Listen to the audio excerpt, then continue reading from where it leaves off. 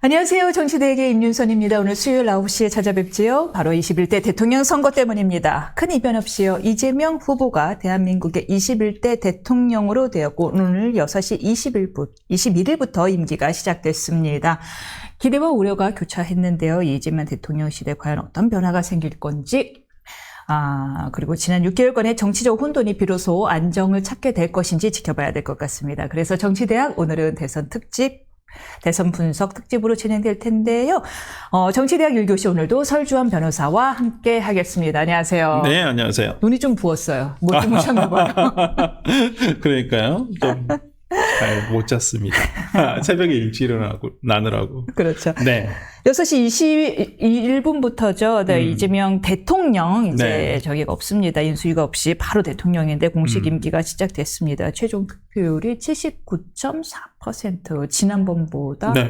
2.3%가 상승했지요. 그리고 이재명 후보의 최종 득표율이 49.42%로 거의 과반을 기록했는데 수도권은 물론이고 지난번에 패했던 충청, 강원 등의 대부분의 지역에서 우세를 보이면서 전국적인 정권 교체 흐름을 입증했습니다. 먼저 네. 대선 결과에 대한 총평부터 들어볼까요?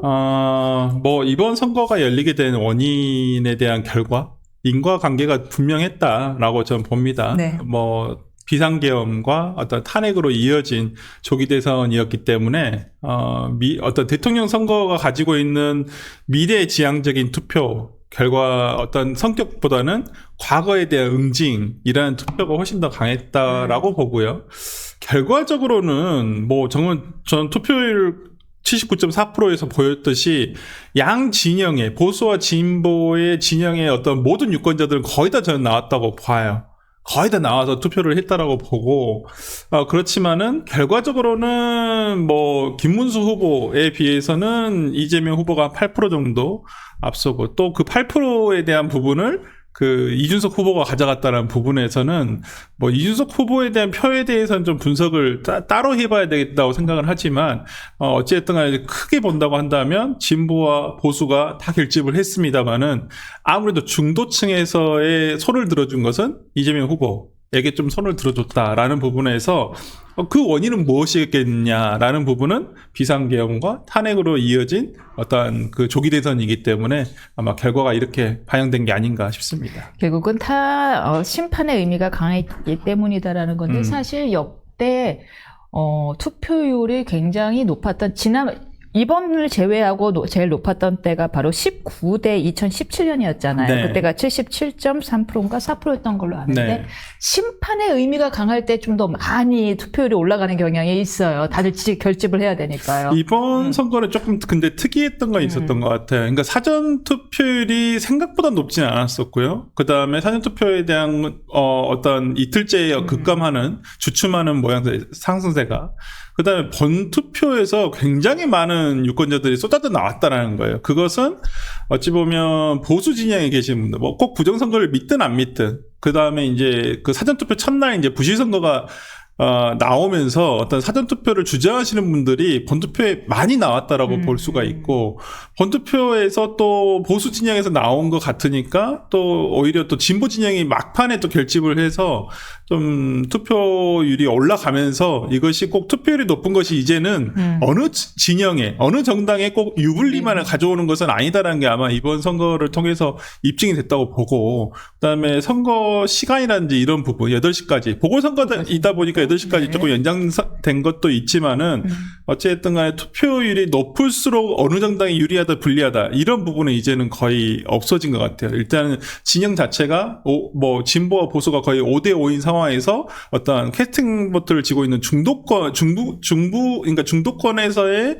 어떤 그 싸움이 가장 중요한 열쇠가 돼버렸다라고 저는 앞으로의 선거에서도 이런 부분들이 상당히 많이 반영이 돼서 전략이 짜지지 않을까 싶습니다. 특히 이번 투표율은 거의 80%에 육박하는데 80%에 잘하는 대선 투표율을 자랑하는 나라는 대부분이 투표 의무제를 시행하는 나라란 말이에요. 벨기에나 그리스나 브라질 같은. 그런데 비의무제인 나라에서 무려 80%나 나왔다라는 건 상당히 놀라운 일이긴 하고 그만큼 우리 국민들이 정치에 대한 관심이 지대했다고 볼 수 있는데 이재명 후보의 최대 승리 요인 뭐라고 보십니까? 아무래도 그러니까 기존에 이재명 후보는 거의 3년 동안 선거 운동을 한 거죠. 지난 대선 이후에 지속적으로 3년 동안 후보가 뭐 선거 한 건가요? 시켜준 건가요? 뭐 자의반 타의반 윤 대통령이 후보 운동을 그렇죠. 시켜준 건가요? 네. 아니요, 어저께 그건 이재명 후보도 윤석열 전 대통령을 어둠의 민주당원이라고 지칭할 만큼 뭐 본인이 도움을 받았다는 부분에 대해서는 부인하지 않고 있고 뭐 정치권에서의 평가도 이재명 후보가 고비 때마다 어떤 윤석열 전 대통령이 뭐 정치적으로 뭐 의도하지는 않았겠지만은 도와준 부분이 있고 뭐 실제적으로도 이번 비상계엄 이후에 어떤 이것도 좀 이재명 후보를 도와준 셈이 돼버렸죠.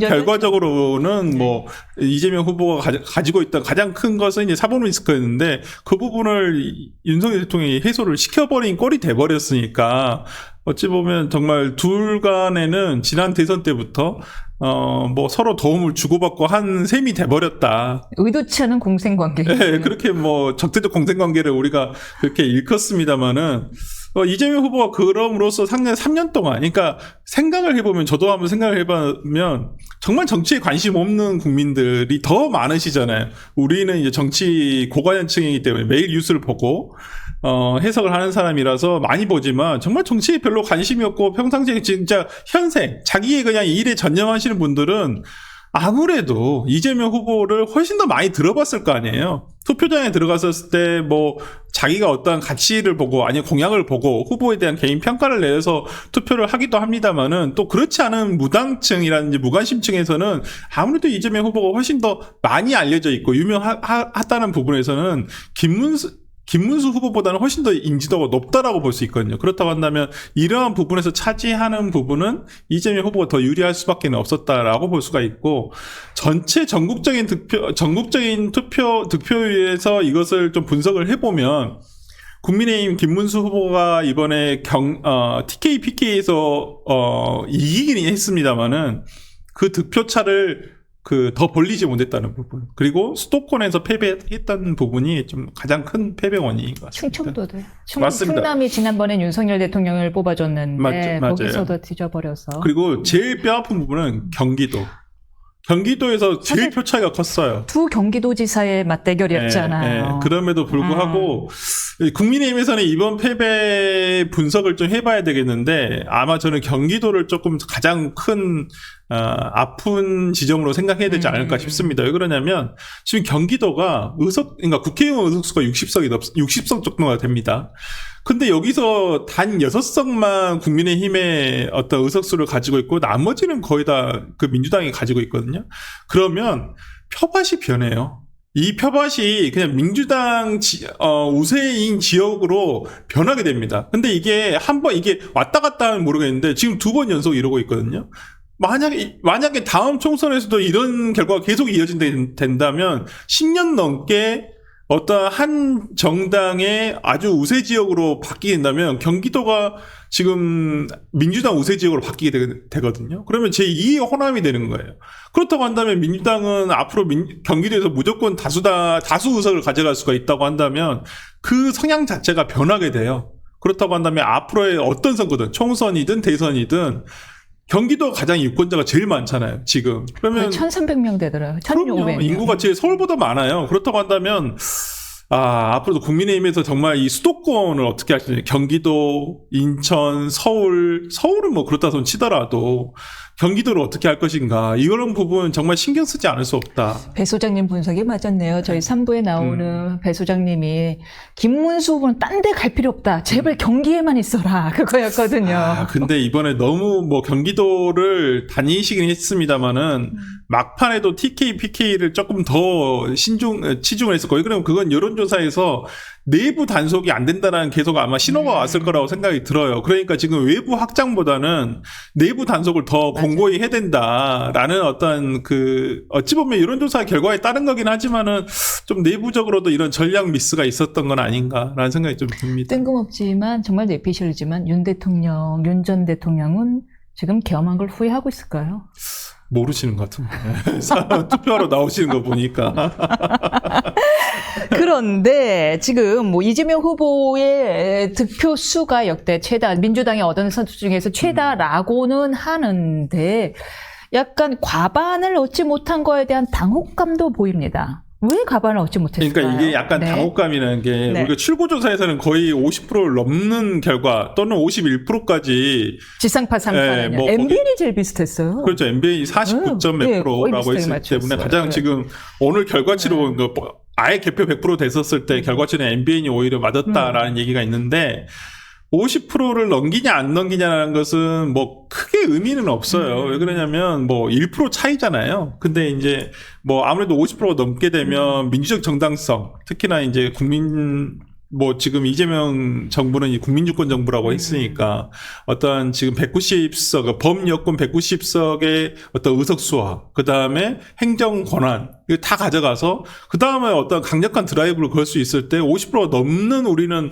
득표를 했다. 국민의 과반수가 우리를 지지해 주신 거다라고 한다면 되게 이제 야권이라든지 이걸 반대하는 입장에서도 상당히 부정하기는 어렵거든요. 그런데 다소 거기에는 미치지 못했지만 49.4%라는 어떤 득표를 했고, 근데 그에 반해서 또 이제 범야권이라고 할 수 있는 국민의힘 김문수 후보와 이준석 후보가 득표를 합하면 거의 비슷하거든요. 거의도 50%에 육박하다는 점에서는 0.1% 차이더라고요. 그렇죠. 예, 예. 그렇다고 한다면 이재명 후보가 그냥 독단적으로 국정 운영을 할 것인가? 정말 그런 사례가 바로 그 전 대통령이 있었잖아요. 0.73% 어떤 간격으로 이긴 윤석열 대통령이 국정 운영을 야당을 아예 무시하고 한 국정 운영이 결과적으로는 뭐 부메랑이 됐죠. 네, 부메랑이 돼서 이제 3년에 조기 정부 이양을 하게 된 거, 정권 이양을 하게 돼버린 셈이 돼버렸기 때문에 이재명 대통령이 이제 이러한 점을 간과하지 않고 어떤 야권과의 협력을 통해서 국정 운영을 해갈 것인지 아니면 정말 독단적으로 이것을 드라이브를 걸 것인지 이런 부분은 조금 지켜봐야 되지 않을까 싶습니다. 지난 19대 대선 같은 경우에도 그때도 탄핵, 박근혜 전 대통령의 탄핵 때문에 이루어진 조기 대선이었는데 그 당시에 비록 문재인 대통령이 42% 정도를 얻기는 했는데 범여권이라고 볼 수 있는 홍준표 후보와 당시 유승민 후보의 표를 합친 게 30대 초반이었거든요. 그렇죠. 예. 안철수 후보까지 합쳐졌다고 한다면 넘어섰는데 네. 사실 근데 안철수 후보를 이제 당시 여권이라고 보기는 했는데 왜냐면 민주당에서 그때 분당했었기 그렇죠. 때문에 네. 20몇 프로의 득표율이 있었는데 약간 24%. 중도층이었다라고 이제 볼 수 있을 것 제3당을 같습니다. 염원하는 네. 사람들의 적이었는데 왜 이 질문을 드리냐면 이번에는 그냥 단순히 뭐 국정농단이다 뭐 이런 부분이 아니라 정말 계엄이라는 엄청난 사건, 눈에 보이는 사건 때문에 벌어진 탄핵이었고 그로 인해서 생긴 대선임에도 불구하고 여권이 그 당시에 그전에는 31% 정도밖에 얻지 못했는데 보수가 거의 50%에 육박한 표를 얻었다. 이건 이제 여당이죠. 민주당 입장에서도 신경을 안 쓸 수가 없는 것 같아요. 반 이재명 정서가 생각보다 꽤 강했다. 그 부분은 부인할 수가 없을 것 같아요. 그러니까 지난 비상계엄과 탄핵으로 인해서 파면이 됐잖아요. 저는 거기서 보수 진영에서는 일단 일단락을 지었다고 생각을 합니다. 윤석열 대통령에 대한 견제받았다? 일단 사법적인 처분이 됐다라고 생각을 하고 이제 뭐 또 내란죄 재판도 받고 있는 상황이기 때문에 거기에 대해서는 사법 절차에 따르면 된다라고 생각을 하고 계시고 거기서 일단락을 지었다고 생각을 하고 당연히 이재명 대통령과 민주당 진영에서는 이 내란 종식이라는 프레임으로 계속 가져갔지만은 이미 국민의힘 보수 진영 내에서는 이제 내란에 대해서 우리는 어떤 사법적인 절차는 끝났다라고 단정을 지었던 것이거든요.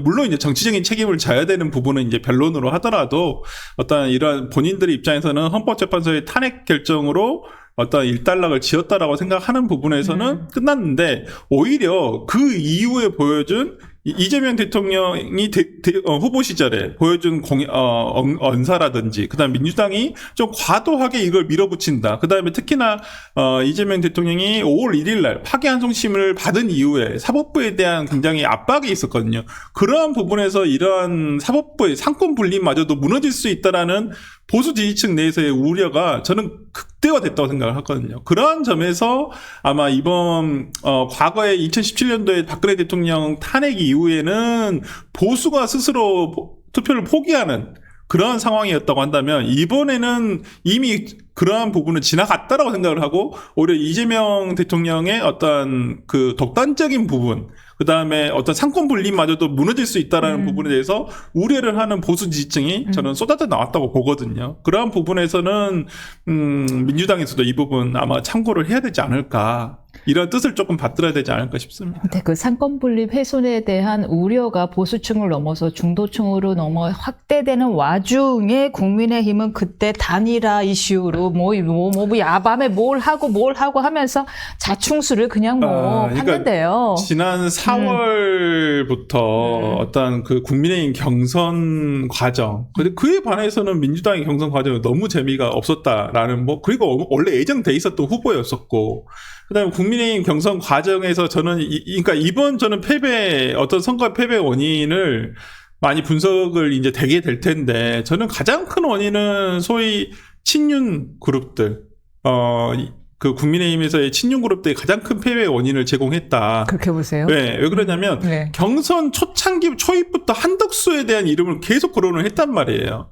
한덕수로 단일화를 해야 된다. 마치 어찌 보면 부전승으로 한덕수 후보는 올라가 있고 나머지 국민의힘 경선을 통해서 만들어진 후보가 단일화를 해야 된다. 답정너였죠. 네, 거의 그런 식으로 하다 보니까 경선 초창기부터 김이 빠지기 시작했어요. 그리고 소위 김문수 후보가 중간에는 조금 하락세에 있었어요. 오히려 홍준표 후보가 올라가는 상황이었고, 그런데 여기서 이제 김문수 후보가 단일화에 대한 카드를 난 열려있다, 열린 카드다라고 얘기를 하면서 전략을 바꾼 거죠. 그럼으로써 어떤 그 국민의힘 내부 지지층에서의 그럼 단일화 될 것이다, 단일화 할 것이다 라는 어떤 그 생각으로 경선을 치렀었고, 근데 너무 나이브한 생각이었죠. 어떤 후보가 경선을 통과해가지고 3주 동안 거쳐온 경선을 통과한 후보가 이걸 단일화를 양보하겠습니까? 그러니까 후보자들을. 3일 만에. 네, 그것도. 근데 그 과정마저도 너무 매끄럽지 못했던 거예요. 그 새벽에 무슨 2시부터 3시부터 4시였나요? 1시간 동안 무슨 공고하고 이러한 절차를 국민의힘 당원마저도 이것을 용납하시지 못했던 거예요. 네. 그렇기 때문에 저는 그걸 기획하고 했던 소위 쌍권 지도부라고 해도 되고요. 아니면 정말 당내에 있는 친윤 세력들이라고 얘기를 해도 될 만큼 어찌됐든 간에 저는 이번 경선 과정과 그 한덕수와의 단일화 논의라든지 이런 부분에 있어서 많은 과오를 저질렀다. 선거 전략상으로 정말 해서는 안 될 것들을 다 했고, 솔직히 김문수 후보는 선거운동 기간이 너무 부족했어요. 진짜 5월 12일 법정 선거운동 기간 들어가면서부터 선거운동을 시작했던 거예요. 정말 선거운동 기간이 정말 선거운동 기간이었어요. 아니, 지금 진짜 말 그대로 선거운동 기간이었고, 그나마 21일 동안의 선거운동 기간, 그 사전투표일을 빼버린다고 한다면 거의 15일밖에 되지 않은 보름 동안의 선거운동 기간 동안에 이만큼의 어떤 득표율을 올렸다는 것은 모르겠습니다. 이제 그 진영에 따른 투표일 수도 있겠지만은 김문수 후보 개인으로 봤을 때도 너무 역부족의 시간이 아니었나라는 생각이 들어서 김문수 후보 입장에서는 아쉬움이 들 수도 있을 것 같아요. 그런데도 그렇다면 41% 정도 얻은 것이 김문수 당의 지원이 거의 없었잖아요. 사실 당은 엑스맨이었잖아요. 사실상 그랬죠. 이길 마음이 없나 하는 생각이 들 정도의 우왕좌왕하는 모습을 보여주는데 생각보다 김문수 후보가 많이 올랐단 말이에요. 마지막 깜깜이 여론조사 공표금지 기간 직전 대비. 이게 김문수 후보의 개인기, 그러니까 과거의 미덕 등의 역할을 좀 많이 하지 않나. 좀 저는 일부 반영은 됐을 거라고 생각을 해요. 상당히 그리고 그 김문수 개인에 대한 청렴함 이런 것들, 그다음 가족사, 가족의 도움, 이런 부분 등은 상당히 긍정적으로 저는 효과를 얻었다고 생각을 듭니다만은. 어쨌든 간에 이번 선거가 보여준 것은 진영에 대한 것들이 강하다라는 부분에서는 김문수 후보의 개인기만으로 40%를 득표했다? 저는 그렇게 아저인수격으로 해석 안 했으면 좋겠어요. 지금은 국민의힘이 처절한 반성과 개혁을 해야 됩니다. 할까요? 저는 친윤이 그래도 42%야. 이거 봐. 정말 그렇게 오인하지 않았으면 좋겠어요. 친윤이 이뻐서 42%를 준 41%라는 득표를 하게끔 해준 게 아닙니다. 유권자들이. 전혀 제가 봤을 때는 오히려 윤석열 시대에 대해서는 이제는 처절한 반성과 단절을 통해서 어떤 국민의힘이 앞으로 새로 태어나는 그런 부분 등을 기대하시는 것이지, 그래, 윤 대통령의 우리는 정말 소위 말하는 일부 지지 세력이 뭐 윤어게인 하면서 이것을 외치기를 바라시는 보수 지지층은 없을 거라고 생각을 하고요. 앞으로 보여줄 모습을 기대하기에는 지금의 국민의힘 사정이 내부 분란이 조금 더 우려가 되는 상황이어서 이제 당권 투쟁을 하겠죠. 소위 우리가 대선 전에도 선거 기간인데도 당권 생각하는 사람들이 왜 이렇게 많냐 이런 지적을 많이 했었거든요. 아마도 이제 대선이 끝난 마당에 어떤 패배의 원인을 누구에게 돌리려고 하면 안 된다고 보여요. 어느 세력이거나. 저는 그렇기 때문에 앞으로 있을 이제 전당대회가 언제 있을지 모르겠습니다만은 이것과 관련해서 당권 투쟁으로 정말 이전 투구하는 형식을 보여주는 것은 오히려 이번에 41%를 어떤 표심을 보여주신 보수 유권자들에 대한 배반이라고 생각을 하고, 국민의힘이 어떻게 하면 정말 머리를 맞대서 앞으로 국민들에게 어떻게 하면 민심을 얻고 그다음에 다시 한번 보수 진영의 앞으로의 어떤 선거에서 좋은 결과를 내주실까를 정말 고민을 했으면 좋겠어요. 이번 기회를 정말 본받아서 정말 이번 기회에 이재명 어차피 정부가 출범을 했잖아요. 출범을 한 거에 더 도와줄 건 도와주고, 과거에 너무 대통령 눈치만 보면서 어떤 정당이 운영됐던 것은 아닌가. 좀 정당의 민주성, 그다음에 독자성, 자립성 이런 부분에 대해서 다시 한번 고민해 주시길 바랍니다. 고민을 할 능력이 있는 분들인지 모르겠는데 잠깐 그 말씀 드릴까요? 그 14일 사실상 사전투표 기간을 제외하면 선거운동 기간이 14일이란 말씀을 주셨는데, 이게 정말 우리가 한번 사전투표 얘기도 했지만 이 여론조사 공표금지 기간도 그렇고 이게 쫓아가는 입장에서 쉽지가 않네요. 그 두 제도가. 그러니까 사전투표, 저는 이번에 본투표를 했습니다만은 사전투표에 대해서 저는 부정선거에 대해서는 일도 믿지 않습니다. 저는 부실선거는 있었어요. 부실선거는 고쳐야죠. 그런 부분에 있었습니다만 부정선거는 믿지 않습니다만은 사전투표가 가지고 있는 위헌적 요소가 있다는 거예요. 우리가 한번 얘기를 했습니다만은 이게 우위에 있는 후보자 입장에서는 빨리 투표를 해버리는 게 좋거든요. 그리고 굳히기 들어가니까. 네, 굳히기 하면 되고, 솔직히 이번에 34% 정도의 유권자들 중에 34% 정도는 사전투표를 했단 말이에요. 그분들은 이미 정해져 있는 거예요.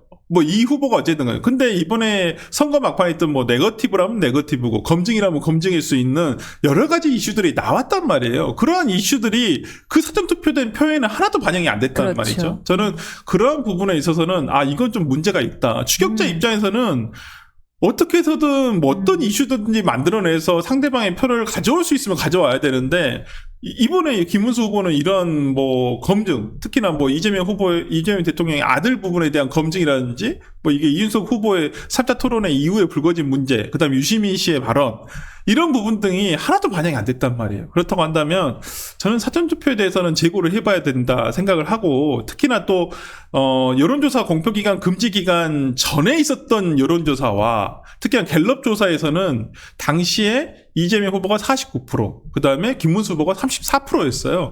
그러면 거의 한 14%, 15% 이상의 차이가 났단 말이에요. 근데 실제 지금 출구조사도 틀렸고, 실제 개표된 여론조사에 의하면 8% 차이였단 말이에요. 그러면 한 6% 정도가 줄었단 말이에요. 14%에서 6% 정도. 그렇다고 한다면 여론조사 공표 기간이랑, 그러면 어찌 보면 후보자 입장에서는 상승세에 있었단 말이에요. 그러니까 이게 공표가 안 돼버리면 본인의 상승세를 알 수가 없단 말이죠. 왜 공표 금지시킨 거죠? 그러니까 이제 이게 과거에 어찌 보면 그 여론조사에 의해서 휩쓸리지 말아라 라는 의미에서 여론조사 공표 기간을 줬던 건데, 제멋대로 여론조사 때문에 과거에는 정확하지 않은 여론조사도 많았었고, 그다음에 어떤 자격이 부족한 여론조사 기관에서 공표된 여론조사가 있었기 때문에 여론조사로 인해서 민심이 호도될 수 있다라는 부분에서 이런 부분이 있었는데 호도될 이건 해외에서도 없어요. 아니 있더라도 짧아요. 굉장히 이제 하루 이틀 전에 미국은 없더라고요. 예, 그렇기 때문에 저는 이 부분도 앞으로 좀 개선이 돼야 된다. 여론조사 공표 기간을 줄이든지 아니면 없애든지. 그 기존에 이렇게 차이가 나면 밴드웨건 효과 때문에 그냥 여기가 대세구나 그러고 마음을 굳혀버리고 사전 투표하고서 본투표 눌러가면 그만이잖아요. 그러니까요. 저는 네. 그래서 본투표 기간을 늘리는 그러니까 국민의힘에서 얼마 전에 개정안은 발의는 했어요. 뭐 이게 지금 국회에 통과될지는 모르겠습니다만은 본투표 기간을 이틀로 하고 사전투표 기간을 없애는 기간으로 하는 것으로 그래서 저는 그 안이 좀 합당해 보여요. 그러니까 뭐 하면 사전투표 이틀을 본투표 뒤로 이틀을 붙이는 거죠. 그걸 그냥 쉬는 기간 임시 공휴일 하지 말고 그냥 지금처럼 평일 아니면 뭐 주말에 끼어 있으면 주말로 해가지고 하면 되지 않을까. 투표율 상승을 위해서 하는 것이니까. 그리고 시간도 뭐 보궐선거만 8시까지 할 게 아니라 본투표도 뭐 8시나 9시 해도 그러니까요. 지금은 상관이 없잖아요. 과거와는 다르기 때문에. 그렇기 때문에 저는 일과 시간 이후에도 투표를 할 수 있게끔 한다면 오로지 투표율 상승을 위해서라고 한다면 더 많은 국민들이 나와서 투표를 할 수 있게끔 한다고 한다면 굳이 사전투표를 둘 게 아니라 본투표 기간을 늘리면 된다라는 부분에서는 그래야지. 왜 그러냐면 지금 사전투표에 대한 이걸 믿지 못하는 부정선거를 믿고 계신 분도 계시니까 저는 그런 분들도 본선거에서 다 투표를 하실 수 있도록 하는 것이 맞지 않겠느냐. 맞습니다. 불신도 해소하고 투표율을 제고한다라는 소기의 목적도 달성하고 네, 등의 여러 가지 생각한다면은 본투표를 늘리는 방법이 훨씬 더 현명할 것으로 보이는데요.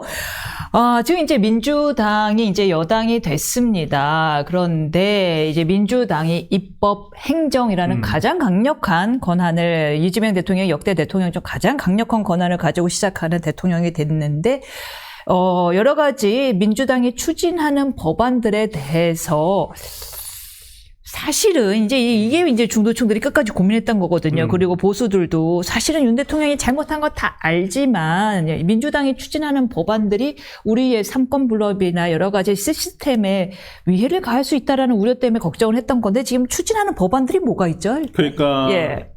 대략 크게는 5개 정도가 되는데 지금 5일날 지금 본회의를 소집 요청을 해놨죠. 임시 본회의를. 근데 지금 민주당에서 추진하려고 하는 것은 공선법. 공직선거법. 뭐 잘 아시다시피 그 허위사실 공표죄에서 행위 부분 삭제.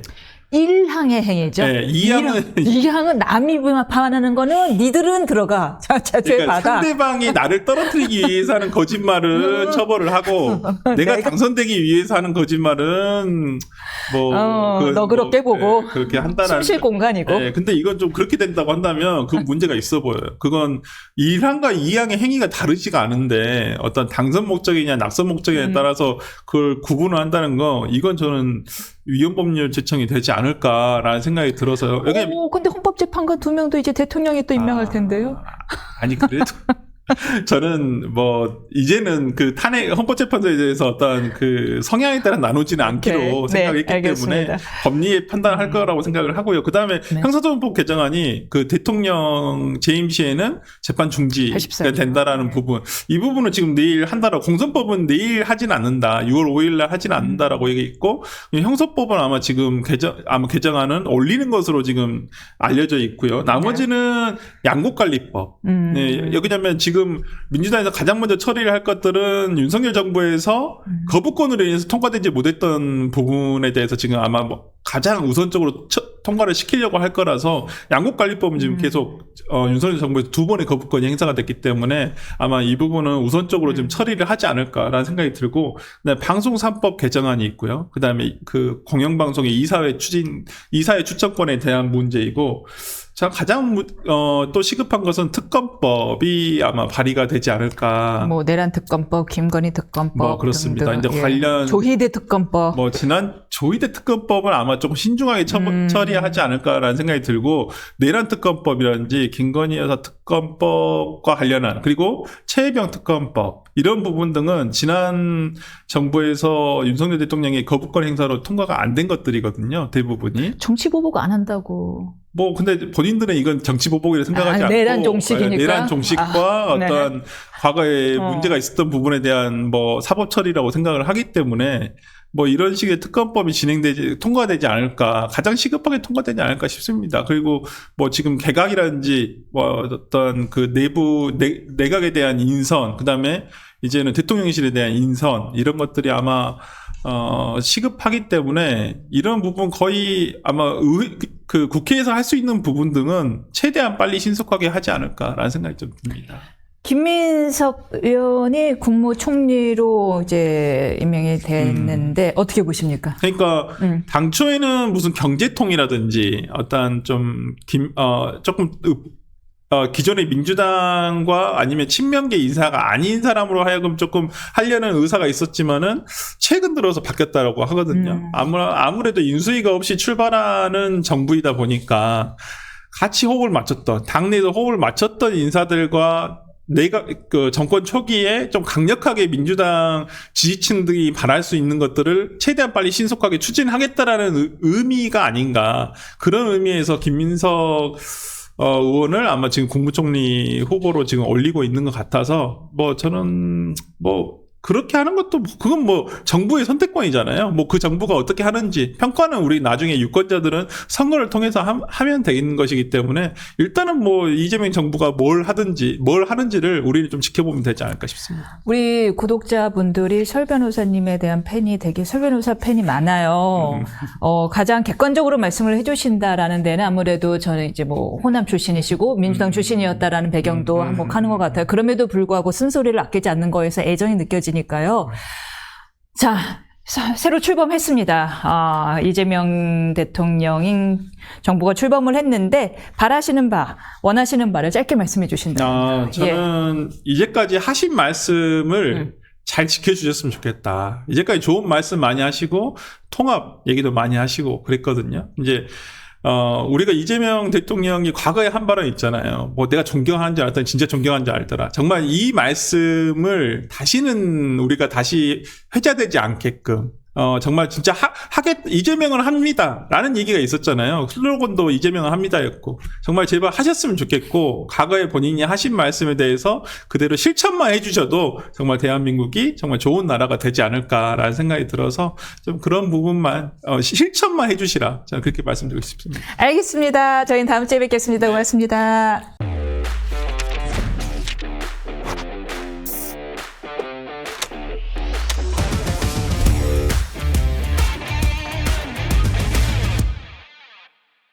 이재명 대통령이 새 정부 출범과 함께 오늘부터 용산 대통령실에서 업무를 시작했습니다. 그리고 오늘 새벽 당선이 확실시 된 후 첫 사명으로 국민 통합 그리고 내란 극복을 강조했는데요.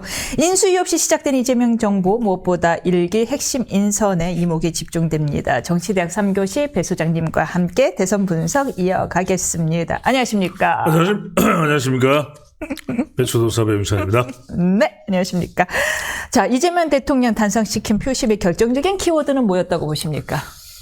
저는 내란, 탄핵. 그러니까 이 구도를 벗어나기가 어려웠던 거죠. 수많은 많은 이슈에서도 구도가 제일 중요해요. 선거는 구도, 이슈, 인물 세 가지잖아요. 근데 구도가 70%를 보시면 돼요. 그러니까 정권 교체냐 정권 연장이냐가 계속 안 바뀌는 상황에서 다른 건 아무리 갖다 댄들 이건 뭐 정말 이게 언발에 오줌 누기고 새발에 피고 별 이게 큰 영향을 못 주는 거예요. 그나마 그게 조금 영향을 미쳐서 이 정도까지 따라 붙은 거지. 젖잘싸다. 그렇죠. 예. 김문수 후보로서는 이 정도까지 갔다면은 김 후보로서는 저는 할 바를 다 했다. 사실은 이준석 후보와 김 후보를 합치면은 약 0.1% 애게게 그러면 좀 앞서요. 예. 애게게 물론 그러면서 뭐 이준석 후보의 표가 다 글로 간다는 보장은 그렇죠. 없지만 애게게하고 앞서는데 그거는 뭐 계엄과 탄핵 사태로 인해서 생긴 대선임을 생각해 보면은 그렇게 뭐 보수 입장에서는 절망할 필요는 없는 숫자인 것 같아요. 그렇죠. 절망은 안 해도 됩니다만 반성은 지금 해야죠. 50%를 넘지 못했거든요. 이재명 대통령이 49.42%예요. 이게 의미하는 이 사이가 의미하는 건 사이좋게 지내라. 그렇게 깊은 뜻이 이게 중요한 거예요. 네. 이게 어떤 수의 정치학, 수의 심리학 이게 지금 그래서 우리가 수를 잃는다 네, 그러잖아요. 네. 이게 중요해요. 왜냐하면은 이게 처음에 방송 3사 출구조사가 뭐라 그랬어요? 51.7이다. 51.7이면 다른 이야기예요. 그죠. 오만해질 수도 있어요. 국민의 절반 이상이 나를 지지. 그리고 역대 최다 득표 수는 이번에 깼어요. 근데 최다 득표율이 돼요. 박근혜를 앞지르는 거죠. 그러면 정말 선거의 왕이 되는 거예요. 근데 그것까지는 인정 안 해줘. 그건 아니야. 그 다음에 이제 두 번째는 뭐냐면 통합이죠. 우리가 불어 좀 하시잖아요. 불어 하시잖아요. 20년 전에 조금. 볶음, 놀라브랑. 근데 이게 2차 대전 이후에 이 프랑스 이 점령당한 프랑스에서 마치 우리의 일제 강점기처럼 독일에다 부역을 한 프랑스인들이 있어요. 하지만 그 사람들이 정말 잘못한 사람들은 처단을 했어요. 하지만 그걸 광범위하게 퍼뜨리지 않았어. 그걸 프랑스에서는 뭐라고 얘기하냐면 똘레랑스라고 얘기해요. 아실 거예요. 똘레랑스. 관용. 바로 관용입니다. 이게 있어야 돼요. 그래서 용어도 지금 이재명 대통령이 내란 심판에서 뭐라고 얘기를 해요? 내란 종식이죠. 아니야. 심사에서는 뭐라고 했어요? 내란 표현이 달라졌잖아요. 이게 내란 다음에 너무 강한 용어를 안 쓰고 있어. 그것도 왜냐하면 이게 뭐가 지금 바로 적용이 돼요? 지지율이야. 이제는 윤석열 전 대통령에 대해서 계속 공격을 했잖아요. 그때마다 네. 이게 지지율입니까? 그랬잖아요. 이제 톤도 바뀌는 거예요. 이거는 공격할 때의 톤은 이게 지지율입니까? 내란을 종식시켜 이랬단 말이에요. 예의가 없어 이랬단 말이에요. 이제는 대통령이 됐기 때문에 톤도 바뀝니다. 부드러운 톤으로 가야 돼요. 그러니까 이제는 막 공격만 하면 됐던 상황에서 이제는 공격 당하는 걸 합리적으로 방어해야 돼요.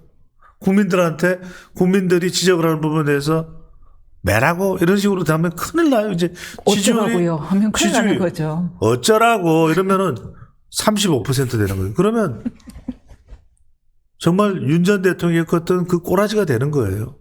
그게 아니면 꼬라지는 이건 혐오 단어가 아니에요. 그러니까 우리가 그걸 사투리로 표현을 하는 거죠. 그런 상황이 안 되기 위해서는 정말 이재명 대통령도 성공하는 대통령이 되기 위해서는 이 통합이 중요해요. 똘레랑스로 가야 돼. 그러니까 싸잡아서 내란 세력이야. 이렇게 하면 똘레랑스가 안 돼요. 그런데 이미 처음에 이제 첫 사명으로 내란 극복과 국민 통합을 강조했는데. 그가 내란 극복. 맞습니다. 내란 극복과 국민 통합을 이게 양립할 수 있는 표현이에요? 쉽지가 않죠. 이게 뒤집겨버리면 안 돼요. 그래서 중요한 것은 뭐냐면 자 똘레랑스가 될 수 있는 것은 일단 법에 의해서 이걸 정치적으로 확대하면 안 돼요. 법에 의해서 사법적인 처리가 될 수밖에 없는 사람들을 제외하고는 포용을 해야 돼요. 이게 똘레랑스의 관용이죠. 그런데 이걸 일파만파로 가령 배추도사가 대통령이 잘되게 하기 위해서 지적했는데 너 내란 세력이야. 이러면은 모든 사람이 누구라도 내란 세력이 될 수 있는 거예요. 이건 아니야. 이건 말 그대로 내란 극복이 아니라 처참한 피바다가 되는 거예요. 이러면은 대한민국의 미래는 없습니다. 갈기 찢어져요. 그러니까 이걸 이재명 대통령이 할 수 있느냐 없느냐 이게 저는 전부예요. 전부라고도 가능. 이게 안 되면요 나라는 열조각 나요. 열조각 나고 나라는 엉망진창이 됩니다. 그걸 겪어봤던 게 우리가 문재인 정부의 적폐청산이잖아요. 적폐청산이니까 청산의 노래를 부른 거예요. 계속 뭐가 있으면 적폐청산. 그걸 3년 내내 부르다 보니까 국민들의 반발이 결국 아이고 이제 막 못 살겠다. 또 적폐청산이가 이게 이제 경상도에서 바로 영남이 윤을 밀어주게 됐던 거죠. 그러다 보니까 홍준표 전 대구청이 항상 서운해하는 게 그거예요. 내를 왜 안 밀어주노? 근데 그때는 윤석열을 밀 수밖에 없는 거예요. 반문재인이기 때문에. 그래서 그렇게 됐는데 이번에는 중요한 거는 만약에 이재명 대통령도 그렇게 한다면 또 강한 정말 이제는 본인에게 투표를 찍었던 그 중도마저도 돌아서서 반 이재명이 돼요. 그거 조심해야 됩니다. 그래서 저는 이재명 정부가 성공하기 위해서는 경제, 기업가들과 틀어지지 않는 그 경제로 가야 돼요. 그게 중요합니다. 두 번째는 이 국민 통합을 위한 톨레랑스. 그다음에 세 번째는 안보예요. 이제는 세세 쉐쉐가 아니라 말 그대로 땡큐, 아리가또, 시바스바 그다음에 이게 다 나와야 돼요. 왜?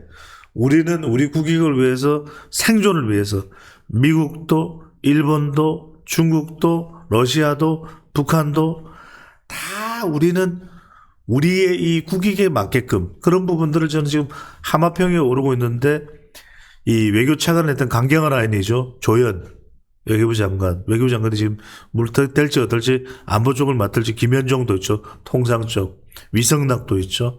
그러니까 이런 사람들이 얼마나 제대로 된 조언을 하느냐 이게 상당히 중요할 거예요. 안 그래도 오늘 백악관 쪽에서 좀 이례적으로 축하한다 하면서 중국의 민주주의 개입에는 우려를 표한다라는 이야기를 했는데 그 이야기 조금 나중에 하고요. 예. 일단은 이번 대선 어제 결과에 대한 이야기 좀 더 해볼 텐데 이준석 후보가 약 8% 정도를 얻었어요. 그렇죠. 그래서 이 부분에 대해서 해석이 엇갈립니다. 8% 정도면은 처음 나온 건데 잘 했다라는 이야기도 있고요.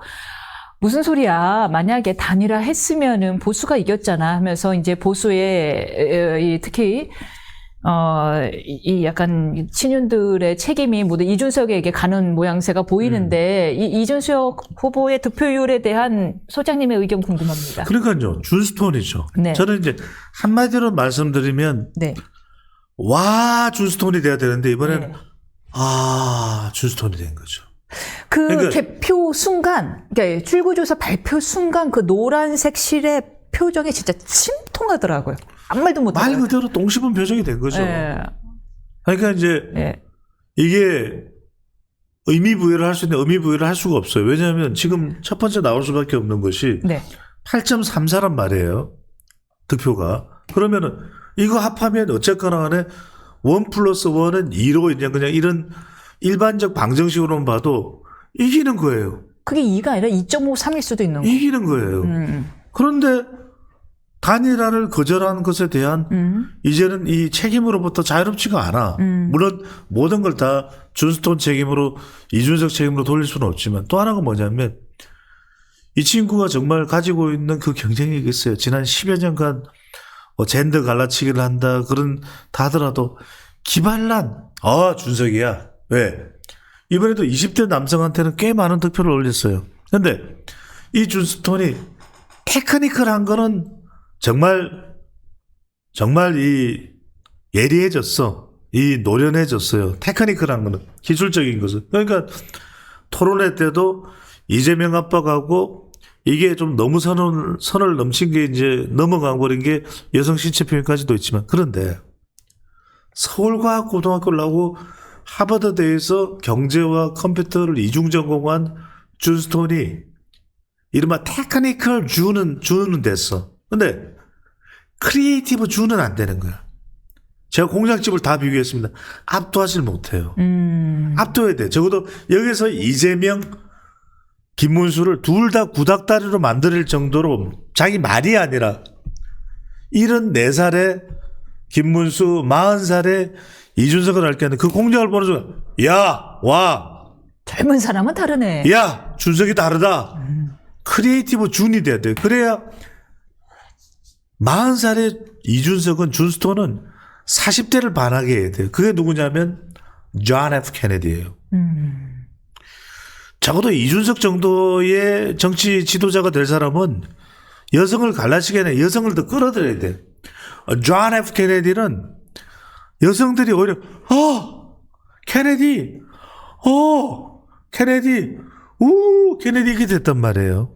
근데 지금은 이게 여전히 20대 30대 쪼개고 뭐 또 65세 이상 되면 지하철 뭐 무임선차 하지 마라 그러고 또 여성가족부 폐지 또 이야기하잖아요. 동정여대 문제 있고. 그러니까 이게 식상해 이제. 이거 테크니컬 준으로 가면 안 되고 와 역시 준석이는 달라. 좋은 그러니까 편인데 테크니션. 이게 무슨 뭐 대불상가요. 거기 가서 무슨 흑자매 나무 이런 거 심는 그런 준스톤의 모습이 아니야. 그러니까 야 준수는 대단하다. 그렇게 돼야 되는데 저는 이게 8.34가 이준석 정치 인생의 최대치가 되면 안 되잖아요. 앞으로 어떻게 보세요? 앞으로 이제 8.34를 기초로 나아갈 거라고 생각하세요? 아니면 책임론 때문에 저는 이제 한계 봉착할 거라고 보세요? 이런 얘기를 드리고 싶어요. 배추도사가 잘난 건 없어요. 근데 배추도사의 이야기를 듣는 사람들은 다 잘 되더라고요. 그 이야기를 하고 싶어요. 저는 준스톤보다 똑똑할 것도 없어요. 근데 사심이 없으니까 준스톤에게 도움이 되는 이야기는 해줄 수가 있어요. 그걸 준스톤이 테크니컬로 계속 가느냐, 크리에이티브 준으로 가느냐, 그건 준에게 달려있다. 준, 네. 준이네요. 열린 결말이네요. 준이네요. 네. 준이네요. 네. 김문수 후보가 그래서 40%를 넘겼어요. 그 지상파 3사의 여론조사 결과나 마지막 여론조사, 지난 그 깜깜이 직전이었죠. 5월 27일인가 5월 28일까지 나왔던 여론조사보다는 그래도 올라갔는데 어떻게 좀 유의미하다고 보시는지요? 저는 이게 일종의 애매롱이에요. 애매롱. 뭐냐면은 지금 이게 한 43 정도로 갔다 그러면 야, 이건 김문수 효과, 김문수 매력이죠. 근데 여전히 또 이번에 또 오늘 내일 뭐 분석 계속 뭐 또 보수 유튜브에서 난리 법석일 거예요. 또 거기서 뭐 또 서로 난타전을 벌이고 뭐 절연을 했어야 된다는 둥 아니라는 둥 뭐 더 세게 가야 됐다는 둥 아니라는 둥 이러다 시간 나 보니까 하세월 될 거예요. 그러니까 지금 애매롱한 건 뭐냐면 한 43세가 됐더라면 김문수 이른바 수 어게인 친수파가 상당히 명분 있게 등극을 했을 거예요. 그럼 당권도 다시 갖고 오실 그렇죠. 거예요. 예. 친수파 김문수죠. 그런데 다시 그러면 윤 어게인 이 상태에서 윤 어게인 그러면서 친한동훈과 친수파가 서로 정말 멱살 잡고 싸운다? 이건 당 이미 망했어요. 그런 식으로 가면. 그러니까 윤 어게인은 아니야. 윤석열 전 대통령에 대한 지지를 철회하라는 게 아니라 국민의힘은 이 상태로 안 돼요. 이 상태로 가면은 그냥 바닥 저 밑에 지하 밑에 그 지하 밑에 땅 파고 지하 밑에 지하수 밑에 지하 밑에 그런 수준이 돼요. 그래서 지난 총선 이후에 우리 이명근은 기억날 거예요. 배추도사는 뭐라고 했어요? 총선 결과를 분석하면서 이 수권 정당이 되려고 하는 정당이 두 가지를 포기하면 된다. 1번 경포정, 경기도를 포기한 정당. 두 번째 사포정, 사오정 아니에요. 사포정. 40대를 포기하죠. 아니 40대가 50대 되고 50대가 60대 되고 60대가 70대 이상 되는 거예요. 40대를 포기할 거야? 이런 바보들이 어디 있어요. 40대를 잡아야죠. 그럼 40대에 대한 분석을 엄청 하는 거예요. 분석을 해. 그래서 40대에 정말 영향이 있는 그런 인물들 가령 뭐 이민선 20대 이민선 뭐 이렇게 해서 이런 40대 연구 세대 연구를 해가지고 세대 연구를 해서 제너레이션 이 어널리시스를 해서 이 사람들을 가지고서 그게 여의도 연구를 하는 거예요. 그래서 제가 어떤 이야기를 했냐 아주 구체적으로 이런 것까지 배추도사가 이야기했어요. 200억 원을 지원받는 정당 보조금을 100억 원을 떼서 여의도 연구를 줘라. 그중에 50억을 떼서 해마다 이 연봉을 1, 2억씩 주고 인재 20명을 모아라. 이 사람들을 10년 연구하게끔 만들어서 분야를 다 팔아. 복지 분야 최고의 전문가들은. 그래서 정책 보고서를 매달 2번씩 내서 전 의원들이 토의하고 공부하고 해서 그 자료를 가지고 그걸 지방선거 때 국회의원 선거 때 토해내라. 기등도 안 들어요. 지금 말씀하신 것처럼 벌써 친윤과 친한이 서로를 탓하려고 준비들 하고 있잖아요. 한동훈 전 대표 당신 왜 김문수 후보 이름도 안 적힌 거 가지고 나와갖고는 다 한동훈 대표 때문이다라고 얘기할 테고 친한 쪽에서는 친윤 그 단일화 과정부터 해서 경선 과정까지 온갖 실책, 온갖 똥불차기가 원인이었다라고 이야기할 텐데 참. 그러니까 이게 못 벗어날 거예요. 그러면 네. 미래가 없는 거예요. 예. 그럴 때 웃고 있는 것이 170석이 넘는 의석을 가진 국민의힘에서 그렇게 비판하는 괴물 독재 국가, 그 다음에 황제 총통 대통령 시대가 열렸다고 하는데 지지율이 60% 이상 나오면 어떡할 거예요? 뭐 그럼 미흡이죠. 뭐 모든 정책이 여론조사 뭐 다 틀렸대, 부정선거대, 부정 여론조사대 그러고 있을 거예요. 아무 의미 없어요. 부정 여론조사 뭐 배추도사도 부정의 핵이다. 뭐 이런. 그러면 뭐 합니까? 그럼 당이 바뀌나요? 중요한 거는 애매롱한 혁신은 안 돼요. 완전히 바닥까지 다 이 콘크리트까지 다 걷어내고 완전 대혁신을 해야 돼요. 대혁신을 돼요. 이 이야기를 배추도사는 8년 전 탄핵 직후에 한 세미나에 참석을 해서 이야기합니다. 대혁신을 해야 돼요. 기등도 안 들어요. 그러고 뭐 쌍욕으로 도배가 됐어요. 배추도사 저 새끼 뭐 민주당 쪽이야. 뭐 저 새끼 원래부터 그랬어. 뭐 고향이 어디 뭐 보성일 거야. 뭐 마산이 아닐 거야. 뭐 이러면서. 좋습니다. 그럼 나를 욕해서 나를 밟고 지나가십시오. 저를 밟고 지나가서 그래서 잘 되는 방법이 있으면 그 길을 선택을 하세요. 근데 그런 방법이 없다니까. 그러니까 나는 참 이해가 안 돼. 그냥 쌍욕하고 끝이야. 정말 아니 국힘 분들은 좀 착각하지 않았으면 좋겠는 게 41% 좋아서 찍어준 거 아니거든요. 그냥 반 이재명 정서가 모인 것뿐인 거잖아요. 그런데도 불구하고 41% 얻은 거 가지고 정신 승리할까 봐 걱정이에요. 견제 세력이 없잖아요. 제가 그 견제 말씀을 드리는 거예요. 국민의힘이 예뻐서 찍어준 게 아니에요. 이번 대선은요. 네. 이재명의 승리가 아니라 국민의힘 보수정당의 무능이고 참패입니다. 그걸 생각하셔야 돼요. 그걸 모르면 헤어나질 못해요. 또 나는 잘했다. 또 이준석이 잘못이고 또 한동훈이 잘못이고 또 누구 잘못이고 홍준표 잘못이고 이렇게 나는 영남에서 당선된 그만이고 재물을 또 희생양 삼아서 이 시기를 벗어나고 나는 그냥 비대위원장 하겠다. 어린 마음 부르지도 없습니다. 그건 국민들이 절대 변하지. 제가 그런 말씀을 수도 없이 내가 이야기를 했기 때문에 이제 모든 국민들이 다 알 것 같은데 보수 정당은요 싸가지가 없어도 실력이 있어야 됩니다. 야 실력 있어? 정말 실력 있는 정당이야. 그 소리를 들어요. 그게 끊긴 시점이 언제냐? MB 집권 이후에 그게 끊겨버렸어요. 그 전까지는 그래도 보수는 경제 운용 잘하고 실력이 있었어. 실력이 있었는데 이게 끊겨버려요. 실력 없는 꼰대 무능함 그러면서 의혹만 자꾸 제기해요. 물론 그 불미를 제공한 중앙선관위가 괜찮다는 건 아닙니다. 그런데 부정선거 의혹만 제기해서 얻을 수 있는 이득이 얼마나 될까요? 집권할 수 있을 만한 정도의 이득이 될까요? 부정선거입니다. 부정선거입니다. 이렇게 해서 얻은 게 뭐. 자, 이번에 특이한 상황 중에 하나는 이 민주당 쪽은 사전투표도 하고 본투표에도 대금 올려놨어요. 본투표 때도 보수 투표율이 올라간다니까 또 뛰쳐나와. 맞아요. 평균 투표치보다 호남의 투표자가 훨씬 상회했으니까. 그러니까요. 당일날도 나오고. 그러니까 이건 3일이니까 사전투표일 이틀하고 3번의 투표를 할 기회를 가지는데 보수는 본투표일 하루밖에 기회가 없어. 그것도 이번엔 8시까지도 늘어났잖아요. 이게요. 특히 저는 제일 강조하는 게 뭐냐면 경기도를 못 이기면 안 돼요. 이번에 그대로 깜짝 사람들이 놀랐죠. 아니 배추도사가 지가 무슨 뭐 닭다리 잡고 삐약삐약이겠지 무슨 경기도 그래. 뭐 서울이 더 중요하지 경기도가 뭐 중요해.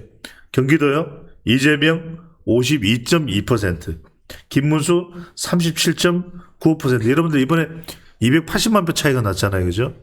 양상훈 조선일보 주필이 이야기한 것부터 80만 표 차이가 더 났어요. 이 중에 거의 절반에 가까운 130만 표 차이가 어디서 나는지 아면 경기도예요. 경기도 인구가 1,400만 유권자 수가. 경기도에서 못 이기면요. 보수 정당에서는 대통령 단 한 명도 앞으로 못 나옵니다. 또 경기도에서 못 이깁니다. 경기도를 어떻게 이길까를 생각해 보세요. 60개의 의석 중에서 10개도 못 가져갔어요. 이러면 미래가 없습니다. 제가 총선 끝나고 배추도사가 한 이야기예요. 경포정. 경기도를 포기한 정당이 돼서는 안 된다. 사포정. 40대를 포기한 정당이 돼서는 안 된다. 백악관이 이례적으로 한국 대선의 이재명 대통령의 당선과 관련해서 서면으로 답변을 줬는데 네. 한미동맹은 철통과 같은 상태를 유지하고 있다. 그런데 미국은 전 세계 민주주의 국가에 대한 중국의 개입과 영향력을 우려하고 있고 여기에 반대한다. 이건 그러니까요. 그래서 무슨 저는 얘기예요? 예. 아니 이재명 대통령 인정한다. 그런데 인정을 하는데 중국과의 관계 볼 거야 이렇게 이야기하는 거예요. 그렇죠. 이거예요. 쌍심지를 켜는 거예요. 그래서 저는 이재명 대표가 어떤 사람을 미국 외교의 전선에 앉히느냐, 안보실장이 누구냐 상당히 중요할 거예요.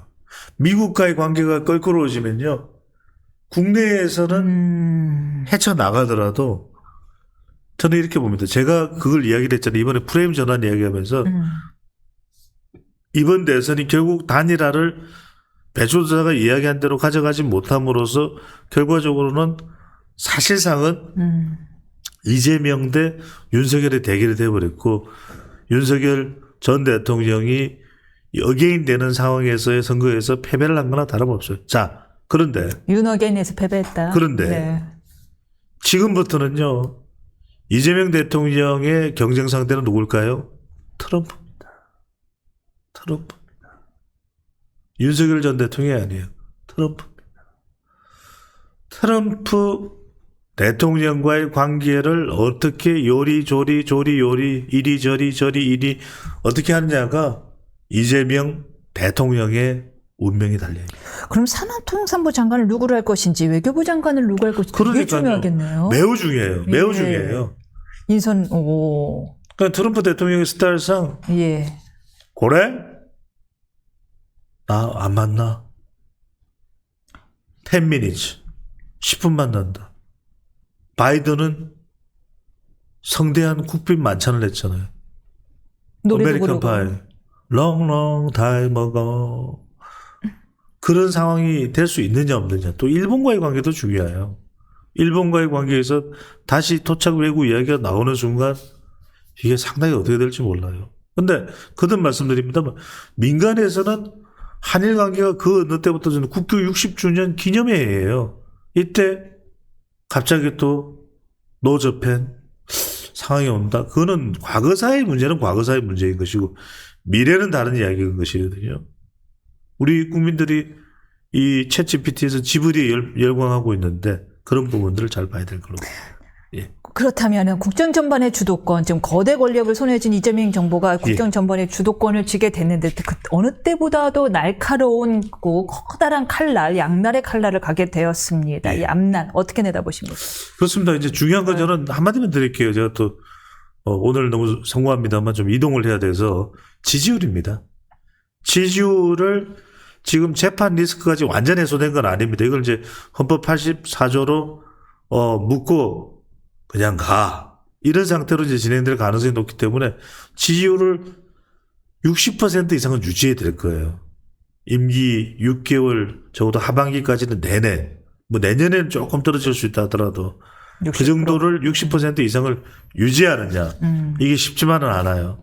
상당히 그러려면 아까 말씀드렸던 내란 극복이냐 내란 심판이냐 내란 피바다냐 여기서 똘레랑스를 선택하느냐 못하느냐 이 부분도 상당히 중요할 수 있고 경제 부분에서는 또 능력 또 외교에 있어서는 얼마만큼 균형감 이 부분이 상당히 중요할 걸로 봅니다.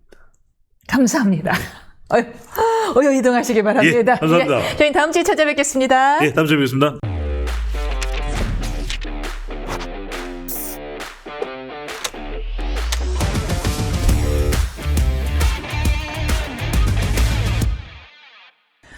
국민의힘은 이번 대선 패배로 입법 행정 권력을 모두 내주면서 극심한 후폭풍에 직면했습니다. 계엄의 강을 끝내 제대로 건너지도 못하고 그리고 윤 전 대통령과 절연하지 못한 지도부의 책임론 굉장히 거세질 것으로 보이는데요. 노정태 위원과 소수 야당이 된 국민의힘 상황 비롯한 대선 분석 계속 이어가 보겠습니다. 안녕하십니까? 안녕하세요. 네. 이재명 대통령 당선됐습니다. 네. 1등 공실 뭐라고 보십니까? 당연히 윤석열 전 대통령이죠. 아니 애초에 가만히만 있었으면 이쯤 되면 내방해야 되는 거 아닙니까? 예, 그렇죠. 가만히만 있었으면 애초에 출마도 못했을 후보가 출마를 할 수 있게 해준 것. 사실 뭐 많은 분들이 하는 얘기지만 이미 12월 3일 날 많은 게 결정이 된 거고, 사실 그런 상황에서 계엄이 성공했으면 그건 그거대로 더 큰 문제였을 테니까, 예, 이게 민주당 내에서, 그러니까 또 두 번째로 이제 뭐 책임이 있다고 한다면 사실은 민주당 내의 의원들 내지는 민주당을 지지하는 사람들에게 좀 책임이 있지 않을까 싶긴 해요. 왜냐하면은 이재명이라는 후보가 문제가 있다는 걸 뻔히 알면서도 그를 후보로 내세우고 당선을 하게까지 그 탄탄대로를 깔아준. 반면에 국민의힘은 한덕수 전 총리가 무리하게 출마를 한다고 해서 무리하게 단일화를 할 때 그걸 당원들의 힘으로 막았지 않습니까? 그러니까 이게 지금 민주당 지지층들이 큰 착각을 하고 계신 게 자신들이 민주 진보 세력이고 상대방은 수구 꼴통이다 이렇게 생각하는 경향이 있는데, 정당 민주주의가 작동하는 방식을 보면, 당내에서 이견이 표출되고 이견이 수용되는 방식을 보면 국민의힘이 훨씬 건강합니다. 국민의힘이었다면 물론 이제 김문수 후보에 대해서도 여러 가지 약점이 있죠. 뭐 전광훈과의 뭐 또 있고, 아니면 사실 그것도 윤석열의 입김이 뭐 닿고 있다 이런저런 얘기가 있는데, 더 심한 도로 윤석열은 당원들의 힘으로 막았잖아요. 근데 이재명 체제가 문제가 있다는 걸 다들 알면서도 오히려 수용을 하지 못하고 이낙연 총리 같은 사람은 뛰쳐나와 버렸지 않습니까? 그러니까 이런 식의 전개가 벌어지는 게 좀 이제는 국민들 스스로 좀 자각을 하고 국민들 스스로가 내가 한 사람 한 사람이 대안이다 라는 생각으로 접근을 해야 되는 게 아닌가, 뭐 이런 생각이 듭니다. 김문수 후보의 패배의 본질은 계엄과 탄핵보다 이 당내 내란과 분열 때문이라는 분석이 나오는데요. 이 보수 결집, 힘을 얻지 못한 원인이 뭐라고 보십니까? 당내 내란과 분열은 결과고, 사실은 그냥 뭐 계엄과 탄핵이긴 하죠. 근데 문제는 계엄과 탄핵과 그 이후에 벌어진 우여곡절이 아니었다면 김문수 후보 본인이, 그러니까 김문수 전 경기도지사가 후보가 되는 일도 없었을 것이기 때문에, 그래서 이게 가정법이 막 더해지는 거여서 사실 그렇게 얘기하기는 좀 곤란합니다. 근데 어쨌건 이번 선거에서 승리를 진심으로 원했다면 택할 수 있는 길은 제가 말씀드렸던 것처럼 보수 정당 이젠 더 이상 보수 아닙니다. 우리 그냥 보수 진보 다 모르겠고 국민들 옆으로 가겠습니다. 이렇게 했었어도 부족했을 겁니다. 제가 어제 이제 개표 방송을 여기저기 돌려보다가 SBS에서 조갑제닷컴 대표님이 나오시길래 봤는데 딱 정확하게 그 얘기를 하더라고요. 계엄을 한 다음에 어떤 일이 벌어졌는지 아냐. 7시간 만에 해제됐다고 아무 피해 없었다고 하지만 자영업자들은 그때부터 곡소리가 나기 시작했다. 자영업자랑 일용직들, 이 사람들이 적게 잡아도 몇백만이 되는데 이 사람들은 식당 약속 다 취소되고 연말에 이제 막 뭐 망년회니 뭐니 해가지고 다 했던 게 갑자기 온 나라가 순식간에 대선, 그것도 좀 안 좋은 대선판이 됐어요. 그래가지고 소비 심리가 굉장히 위축됐죠. 소비 심리가 완전히 바닥으로 쳐박았습니다. 게다가 기업 입장에서도 뭐 투자건 뭐건 할 수가 없고 하다 보니까 외국 투자도 다 취소되고, 예, 니네 나라 너무 불안하다. 예, 환율이 쫙 취소됐고, 이럴 때 경제에 직접적인 영향을 받는 게 바로 이제 하층, 상중하로 나눴을 때 하층 계층이란 말이죠. 직접적으로 오죠. 근데 이분들이 사실은 국민의힘의 전통적인 지지계층이었단 말이에요. 그러니까 옛날에 박근혜 전 대통령의 지지율이 그렇게 높았던 거, 그분이 끌고 있는 표가 많았던 것도 물론 뭐 박정희 시대의 향수가 있고 어쩌고 하는데, 그럼 박정희 시대의 향수라는 게 뭐냐? 못 배우고 가난한 사람도 내일 열심히 하다 보면 잘 살게 되었다. 적어도 옛날보다는 내가 잘 살게 되었다는 그 기억인데, 그러려면 어떻게 됩니까? 자영업자랑 영세 노동자들이 좀 더 잘 살 수 있는 여건을 계속 제공을 해줘야죠. 근데 박근혜 때만 해도 이제 슬슬 성장의 한계가 보이는 시점이기도 했고, 고령층들이 지지자가 많기도 하니까 그때 노령연금을 이제 도입한 거 아니에요. 그쵸? 기초연금. 그러니까 노령기초연금이요. 네. 그런 식으로 접근 방식을 조금 더 어떤 그 그러니까 현실, 먹고 사는 국민의 생계, 먹고 사는 문제랑 관련돼 있는 방향을 정확하게 인지를 하고 들어가서 나 김문수는 노동운동가다. 노동운동가였던 것도 아니고 지금도 가난한 사람들에게 제일 관심이 많다. 라고 하면서 경제적인 해법을 어떻게 보여줄 수 있을 것인가를 가져갔어야 되는데 그러긴 싫으니까 왜 싫은지까지는 모르겠어요. 아무튼 별로 그러고 싶어하지 않는 눈치가 역력했던 국민의힘은 그 선거운동하는 그분들은 다 하나같이 택한 방식이 결국에는 미담, 김문수라는 개인의 인격적 선량함과 미담과 뭐 이런 거를 막 얘기를 했잖아요. 뭐 이게 결과적으로 그렇게까지 나쁘지는 않았다고 보거든요. 뭐 40% 넘긴 거는 선방했다고 보는 효과, 저는 그건 굉장한 선방이라고 봅니다. 그렇군요. 근데 어쨌거나 미담만으로 승부를 보기에는 우리 온 국민이 이재명이라는 사람이 어떤 사람인지 너무도 잘 알고 있는 상태에서 여기서 그냥 나는 착하니까 찍어달라? 라고 하면은 또 정치인의 착함이라는 게 개인의 착함이 아니라 주변 사람들을 다 보고 판단하는데요, 국민들이. 그러면은 어쨌거나 그 미담이라는 거는 경기도지사 시절까지의 일이고 그 이후에는 어쨌건 전광훈당이랑 이제 열심히 막 그 창당 발기인까지 하셨던 뭐 이런 이력이 있는 상태에서 오직 김문수의 선량함과 김문수의 착함과 김문수의 비윤리적이지 않음, 가족에게 존경받음, 가족에게 존경받는다라는 것만으로는 어림이 없었던 거죠. 한계가 있었다라는 건데 이 사실은 이 친윤계가 어느 정도 책임이 있다고 보세요? 저는 지속적으로 말씀드렸지만 만약에 60인의 추대 60인의 한덕수 추대 예. 그거만 없었어도 예. 한덕수 총리가 당선됐을 수도 있다고 봅니다. 그러니까 그렇게 티나게 움직여서 그러니까 이제 그러면 이제 그게 꼭 좋다는 건지 아닌지는 잘 모르겠어요. 근데 그렇게 티나게 움직여서 국민들한테 윤석열 전 대통령이 아직까지도 영향력을 행사하는 것 같아. 아직까지도 국민의힘을 뒤에서 쥐락펴락하는 것 같아. 이런 종류의 의구심이 생긴 순간부터 대선은 이길 수가 없게 됐고 한덕수 카드도 망가진 거예요. 맞아요. 한덕수 카드뿐만이 아니라 그것 때문에 오세훈 시장도 그냥 접었잖아요. 오세훈 시장이 어떻게 다른 곳에서 그 말을 했더라고요. 나를 지지한 사람 추대해준 사람이 5명만 있어도 나는 그냥 진행했다. 뭐 그렇게 티나게 해버리면서 중도표를 얻을 수 있는 사람들을 다 제거해버렸으니 그러고서 지금은 이제 이 사람들의 본게임이 시작됐네요. 이제 당권. 그렇죠. 정말 원하던 본게임이네요. 그러니까 대선에 이길 생각이 없는 사람들이 대선을 하고 있는데 어떻게 이기냐는 거죠. 그러니까 정말로 이겨놓고 하겠다라는 생각이 있었으면 그 나쁜 말로 바지사장, 흔히 하는 말로 바지사장을 세운다고 해도 뭐 그냥 안철수다. 안철수는 뭐 개파도 없고 사실 가진 거는 인지도와 재산밖에 없는 그런 분인데 인지도와 재산과 그 선한 마음 내지는 고집밖에 없는 분이어서 굉장히 중요한 그렇죠. 인격. 근데 그 고집이 이제 다루기 힘드니까 애초에 선택지에서 딱 배제해버리고 그랬잖아요.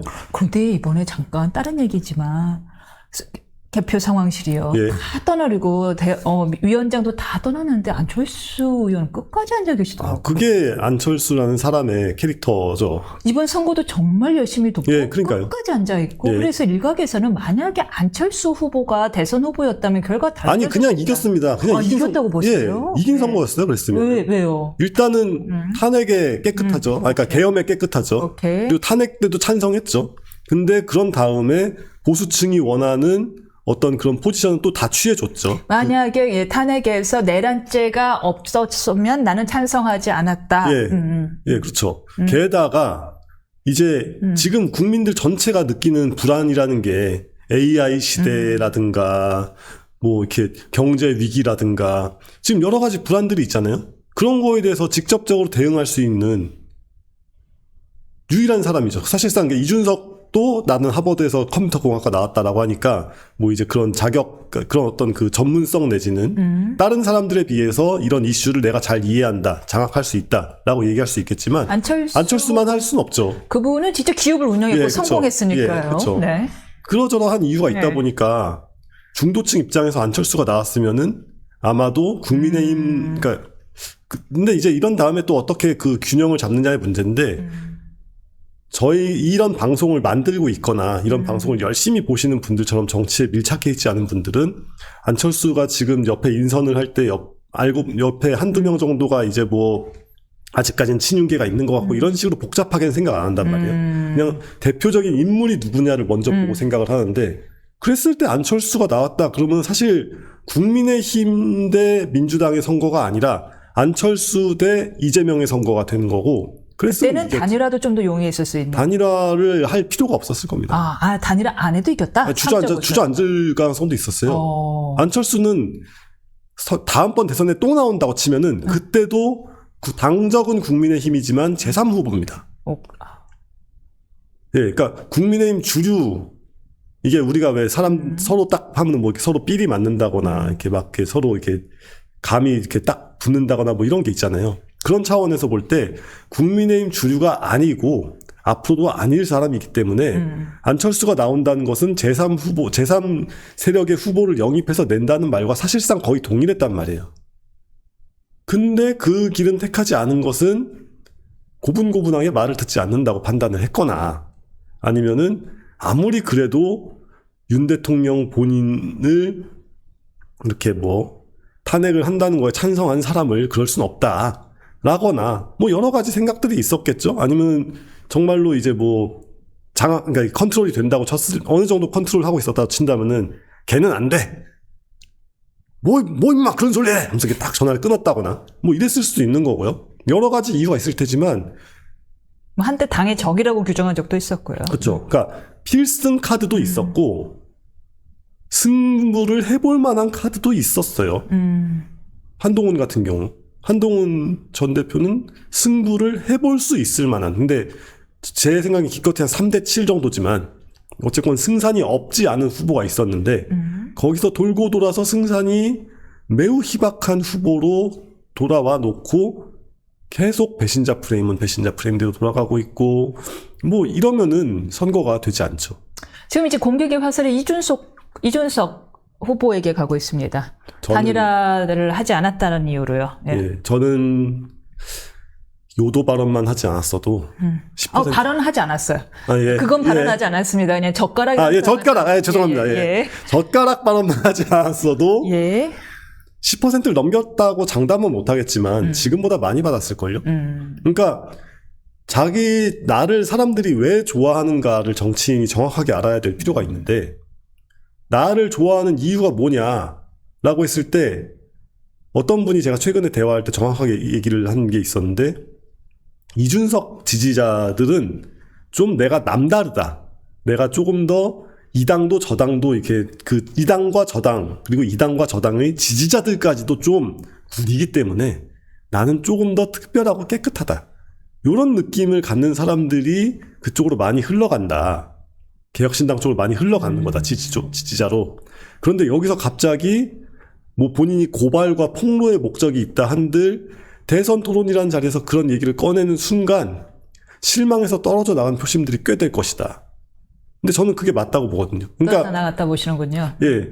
그래서 일단은 단일화를 한다고 해서 이준석 표가 그렇기 때문에 단일화를 했다고 한다면 오히려 이준석이 들고 있던 표 중에 상당수가 민주당으로 가가지고 박근혜 전 대통령 그때 대선했던 그때 2012년 대선처럼 오히려 강대강으로 붙어가지고 한쪽이 과반을 먹는 이런 식의 결과가 나왔을 수 있고 이준석이 갉아먹어줬기 때문에 이재명 과반 당선이라는 최악의 결과는 피할 수 있었다고 저는 생각을 하는데 어쨌건 이준석 본인은 굉장히 심각한 한계를 노출한 겁니다. 그러니까 이런 식으로 내가 이 자리에 있을 때 국민 여러분이 쪽팔릴 일이 있을 수 있습니다. 라는 식의 예고편을 내보내버리면 곤란하죠. 그러니까 이제 같이 방송도 해보셨으니까 잘 아시겠지만 이게 어떤 그 예능감이라는 게 약이 되기도 하고 독이 되기도 하지 않겠습니까? 근데 굉장히 심하게 독이 될 수 있다는 거를 보여줘 버린 거예요. 그러니까 사람이 자신한테 주어진 역할에 따라서 요구되는 어떤 그런 진중함, 요구되는 어떤 그런 차분함, 이 수준이 점점 높아지는데 점점점 갑갑해질 수밖에 없단 말이에요. 그 이후에 대처가 더 문제였다라는 의견도 있어요. 예, 물론 당내에서도 빨리 즉각 사과해야 된다라는 의견도 있었다는데, 약간 이제 이 후보가 본인의 생각으로 아니다, 강하게 나가야 된다 그래서 어쩌라고요? 예, 그렇죠. 예. 어쩌라고 뭐 이런 거를 보여주면 안 되죠. 본인이 이재명도 아닌데 이재명처럼 그 거대 여당을 장악하고 있는 당대표 겸 대선 후보도 아닌데 정말 자신이 그 푼돈 가지고 지금 장사를 하고 있는 그 상태에서 그 한두 명의 유권자라도 나를 민망해서 못 찍겠다라는 말이 나오게 하면 안 될 그런 상황이었단 말이에요. 그러네. 무슨 말씀인지 알겠어요. 거대 양당 후보다 너무 창피해. 나 좀 덜 창피한 사람 뽑을래. 라고 했는데. 네, 더 창피해. 아니, 이준석을 보니까 더 창피해. 이러면 이 사람들은 선거를 포기하거나 아니면은 불안 심리 때문에 그냥, 모르겠다. 일단은 국힘 찍자. 라고 갈 수도 있는 거고. 아니면 민주당에서 넘어온 사람도, 야, 이게 역시 뭐 그래도 그냥 지금은 이재명이지 뭐 이렇게 돌아갈 수도 있는 거잖아요. 그러니까 나한테 왔다는 지지율이 얼마나 튼튼한 지지율인가, 그리고 그 지지율에 이 사람들이 기대하는 바가 무엇인가에 대한 인식이 정확하게 있어야 되는데 그런 게 없으면 곤란하죠. 게다가 말씀하신 것처럼 잘못된 선택, 잘못된 의사결정을 했는데 그것을 수습해 나가는 과정도 굉장히 좀 매끄럽지 못했고요. 그래서 사과해야겠다고 보시는 거예요? 사과했어야죠. 당연히 사과했어야죠. 오히려 말하기 전에 사과하고 그 말 하고 그 말 한 다음에 또 사과하고 했어도 용납되기 어려운 종류의 발언이긴 하잖아요. 뭐 내가 한 발언이냐? 인용했을 뿐인데 이거잖아요. 그 인용을 해도 인용문만으로 글쓰기 뭐 이런 종류의 장르가 있는데 이게 현대 문학에서 이제 그 굉장히 복잡한 현대 문학의 그런 장르가 그런 장르가 있어. 예, 그렇죠. 그런 식으로 이제 인용문만 엮어가지고 막 글도 쓰고 막 그런단 말이에요. 근데 그렇다고 해서 그게 자기 글이 아니냐? 하면 아니죠. 저자, 화자의 의도는 분명히 있는 거고. 인용에는 분명히 의도가 있어요. 인용도 의도가 있으니까 하는 거 아니겠어요?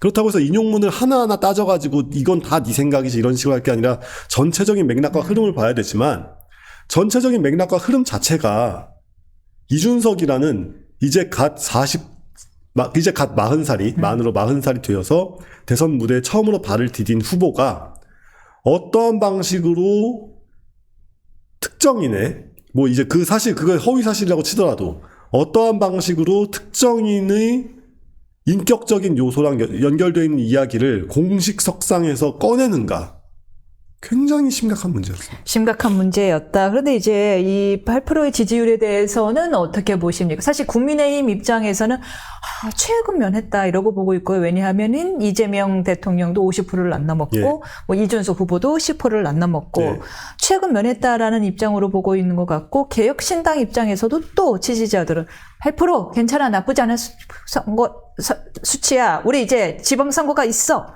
이러고 있거든요. 정신승리죠. 솔직히 지금 정신승리라고요? 지금 선거비지 심각할 텐데요.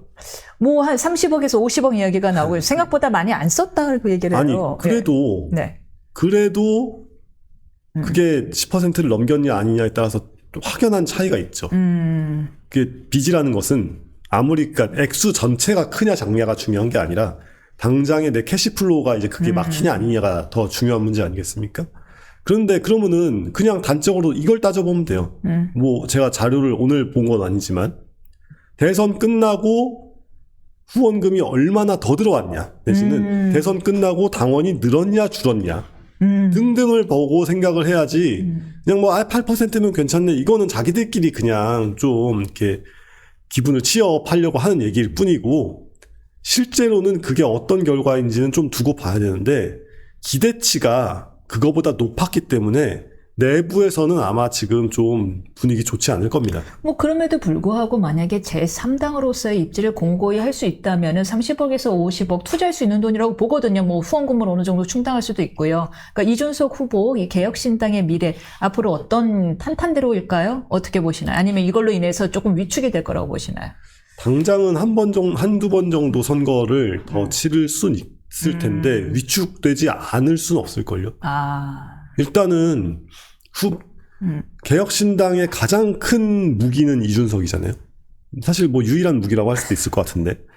근데 거기서 치명적인 약점이, 그것도 온 국민이 원래 알고 있던 약점이 진짜 약점이라는 게 드러났어요. 오너리스크죠. 오너리스크죠. 딱 정확한 표현입니다. 이랬을 때 그러면은 방법이 여러 가지가 있는데 애플에서 잡스가 오너리스크 그 자체인 인간이었는데 옛날에 잡스는 특히 그랬는데 한번 쫓겨났다가 돌아오면서 좀 정신을 차려가지고 그러니까 잡스2가 말하자면 잡스1이 쫓겨났다가 돌아와서 잡스2가 오늘날의 애플을 만들었잖아요.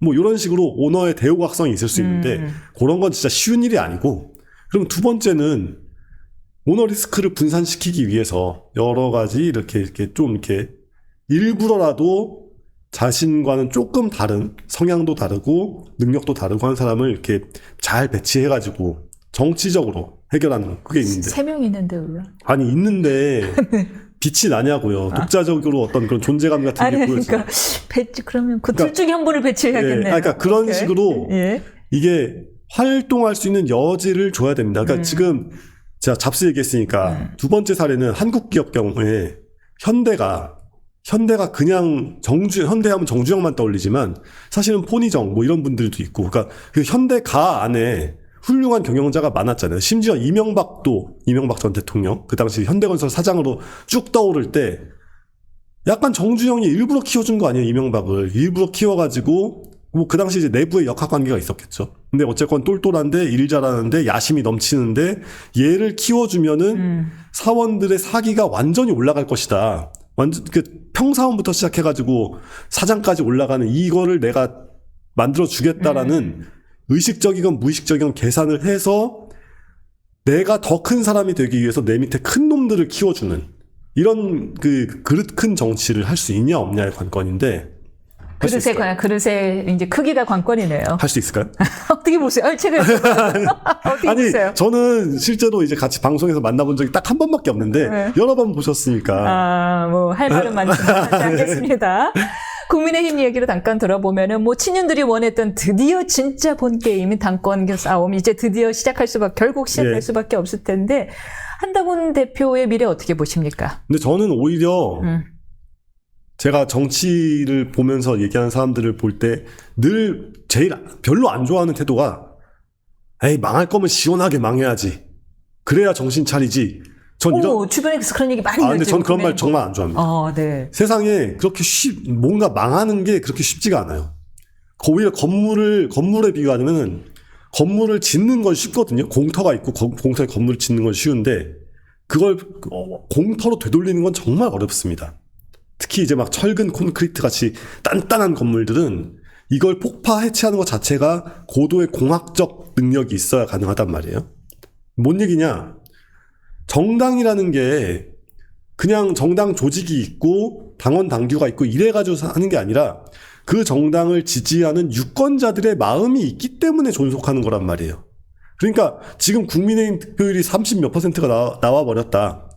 그래가지고 최악의 경우에 무슨 뭐 정당 해산 심판을 당해버렸다.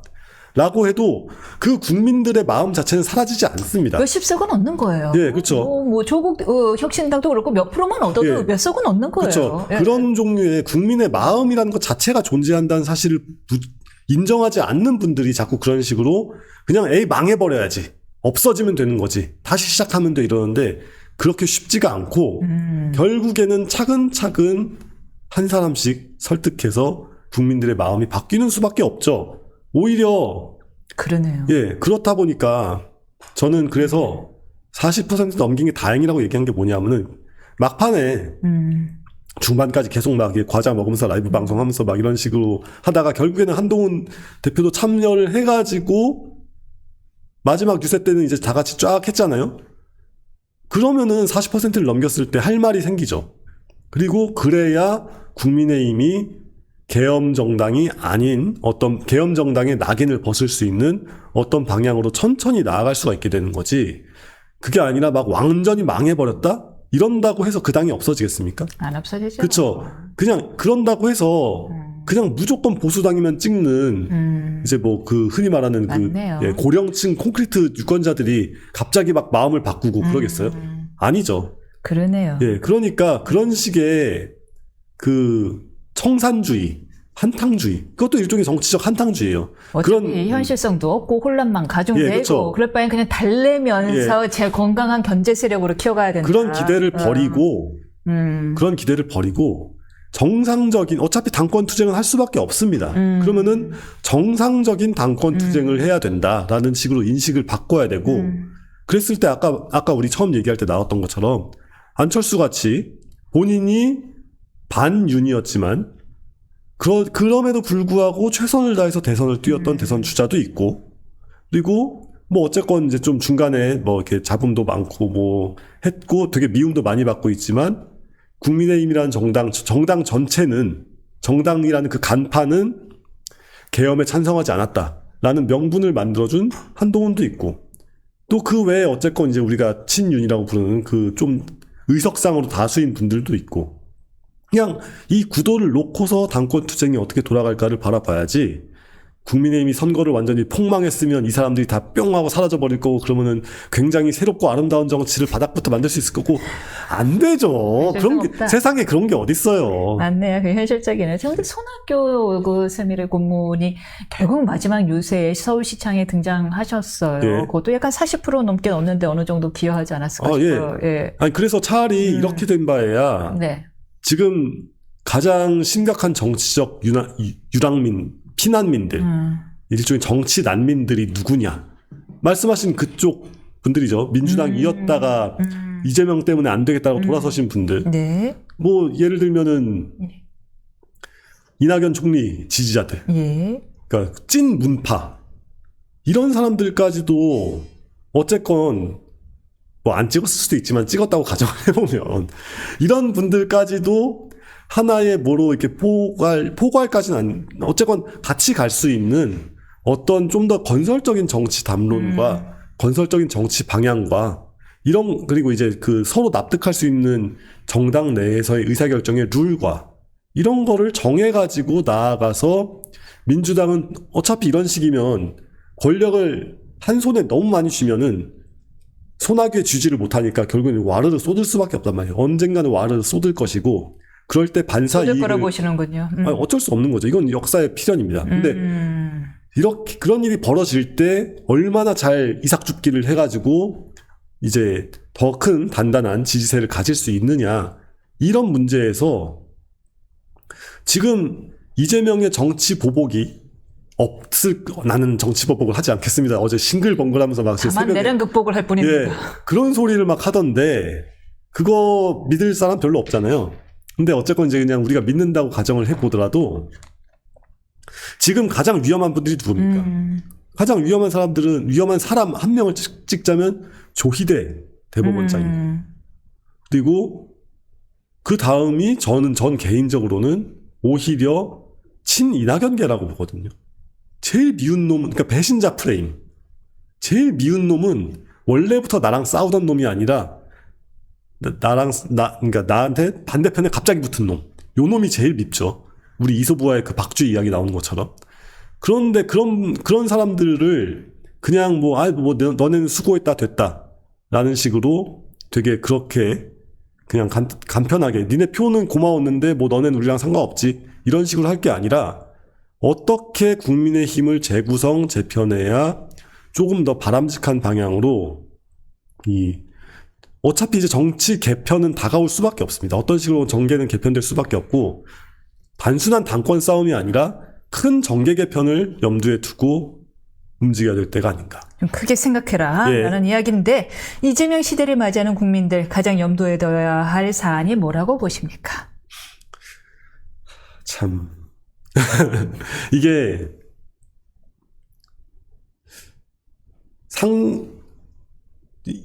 제가 이제 되게 원론적인 얘기를 할 수밖에 없는데, 왜냐하면은 지금 뭐 방금 대법관 얘기도 했지만 사법 시스템을 어떻게 손볼지도 솔직히 모르겠고, 당장 오늘인가요 내일인가요 본회의를 결국은 시스템을 선볼 예. 거다라고 보시는군요. 그러니까 전반적인 시스템을. 안 그러면 그러니까 이제 이재명 본인의 안위를 지키기가 어려울 수 있는 상황이기도 하니까. 뭐 재판이 여러 개 있으니까요. 예. 이런저런 리스크를 안고 있는 이런 나라가 이렇게 돌아가고 있을 때, 국민들 스스로는 조금 더 진정한 의미에서의 국민들의 보수주의가 필요하지 않나 싶어요. 그러니까 보수주의라는 게 기존까지 살아왔던 삶의 방식, 관습 등등을 최대한 존중하는 행동의 양식이거든요. 근데 문재인 대통령 됐을 때만 해도 단박에 세상이 바뀌고 막 뒤집고 혁명적이고 이런 거를 원하는 분위기도 꽤 있었고, 게다가 사실상 어떤 그런 국가가 준전시 체제 같이 돌아가게 만들었던 코로나라는 돌발 현상도 있었고, 여러 가지 이유가 있어가지고 뭔가 급진적이고 혁명적인 무언가를 할 여지가 분명히 있었습니다. 근데 문재인 대통령이 그때 아무것도 안 하고 자기 지지율만 지키고 끝나가지고 그게 오늘의 경제 위기를 낳고 있다고 보는데요. 지금은 어쨌건 좀 반대의 상황입니다. 그러니까 이재명 대통령 본인이 이제 대통령 취임한 거니까 이재명 대통령 본인이 시스템을 바꿀 유인 동기가 너무 충분해요. 근데 그런 식으로 개인의 이익을 위해서 시스템을 바꿨을 때 그게 바람직한 방향으로 정착되기가 쉽지가 않을 거 아니에요. 당장 그 공선법상 명예훼손죄만 해도 나를 고발하면 안 되지만 나는 너를 고발하겠다, 막 이런 식의 앞뒤가 안 맞는 행태를 보여줬으니까요. 이랬을 때 법과 질서가 유지되려면 국민들 스스로가 지금 당장 룰을 바꿔가지고 뭔가 세상을 바꾸자가 아니라 룰은 룰대로 두고 우리가 조금씩 잘 해봅시다. 이게 사실 보수적인 태도거든요. 무슨 말씀인지 알겠습니다. 저도 정격적으로 정말 동의하는데요. 그동안은 시스템을 기득권이라고 정의하는 예. 경우가 좀 많았고, 그래서 시스템이 붕괴되면 마치 혁신이 찾아올 예. 것처럼 국민들을 호들한 표현은 그렇지만 아무튼 국민들에게 이야기하는 면이 있었는데, 우리가 이제 문재인 대통령 시대를 겪으면서 알게 됐잖아요. 시스템의 붕괴는 혁신이 아니었던 거고, 오히려 그 시스템이 갖고 있었던 법과 질서가 우리 삶을 지켜주는 최후의 방어전선이었다는 걸요. 그 법과 질서를 존중하자라는 말씀이신 거죠. 우리 스스로 지키자. 네, 그렇습니다. 그러니까 취임하자마자 또 억강부약 이런 얘기를 해요. 취임이 아니라 이제 그 당선 확정 떴을 때 억강부약 이런 이야기를 하죠. 아니, 확정이 아니라 이제 국회 가가지고 이제 차 타가지고 국회 간 다음에 거기 앞에서 이제 그 발표할 때 네 번째로 얘기했던 게 또 억강부약이 나왔어요. 그러니까 근데 억강부약을 하려면 그 억누르려는 강자보다 내가 더 센 놈이어야 되는 게 전제잖아요. 이게 전제주의적 사고방식이거든요. 그러니까 내가 왕이고 내 밑에 있는 신민들은 언제나 내 마음대로 할 수 있다는 전제가 있어야 가능한 발상이고, 시장경제에 바탕을 둔 자유민주주의 체제에서는 서로가 서로를 견제하도록 만드는 게 자유주의, 시장주의적 사고방식이에요. 그러니까 이재명 대통령이 억강부약이라는 그 사고방식 하나만 버려도 충분히 좋은 대통령이 될 수 있는 여지는 있다. 왜냐하면 너무 권력을 다 쥐고 있기 때문에 거리낌 없이 우리 사회를 가로막고, 우리 사회 발전을 가로막고 있는 개혁을 해나갈 수 있단 말이죠. 그런데 쉽지는 않겠지만 어쨌건 그런 기대를 하지 않을 수 없다. 이렇게 말씀드립니다. 참고로 자유민주주의, 아시아 국가에서 정식적으로 자유민주주의를 택하고 있는 나라는 우리나라와 일본밖에 예, 맞아요. 없다라는 점 말씀드리면서요. 저희 구독자 여러분께 감사 인사 전합니다. 저희는 다음 주 월요일에 다시 찾아뵙겠습니다. 월요일 10시입니다. 다시 정상적인 시간으로 돌아옵니다. 감사합니다. 네, 감사합니다.